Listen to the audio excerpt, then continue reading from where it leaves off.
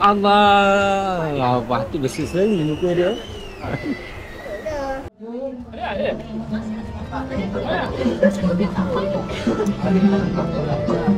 Sebelum kita menjemput pengantin, kita akan meneruskan resepsi yang selanjutnya.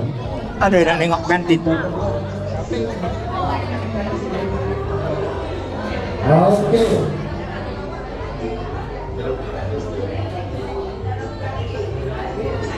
Anda kamera senyum.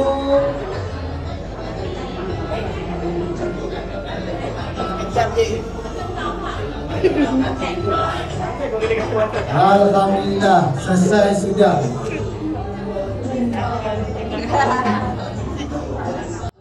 Ini kampung merah Karawang. Untuk sesi pertama kita buat terlebih dahulu. Untuk kita menjemput pasangan Raja dan Rati Sahab, kita turun dari singgah sana pelabuhan Indah dan Megah menuju ke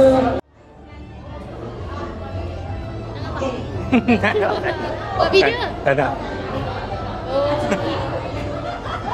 Sekarang tak payah pegang-pegang lah.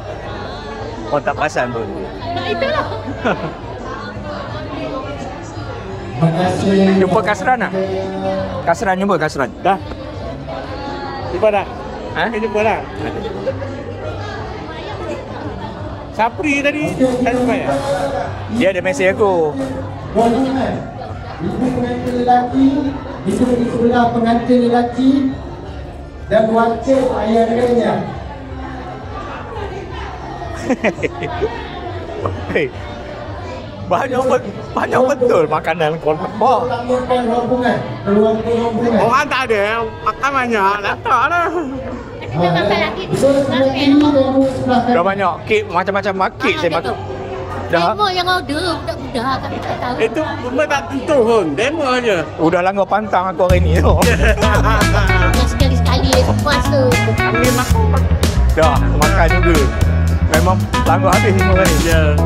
Kalau ada balik bawa je. Makan balik semalam. Ha. Bawa hari ni banyak. Hello. Awal sekali dia ada kira.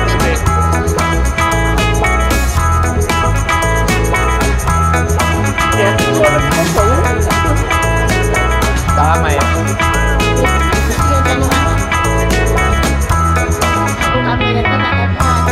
Pasal ni pun jemput. Kawan.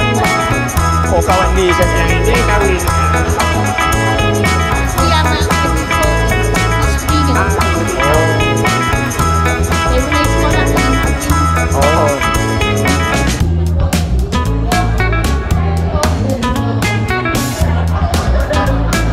Kakak tu orang banyak.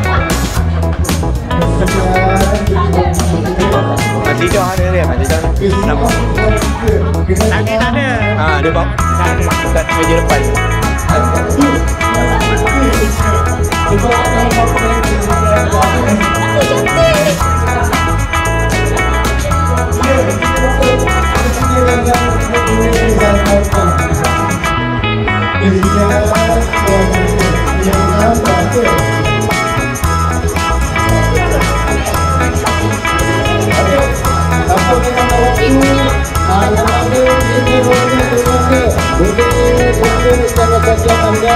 Dan juga kepada pengantin, mudah-mudahan kita sampaikan doa makan untuk pasangan pengantin, iringan juga keluarga. Like, share dan subscribe.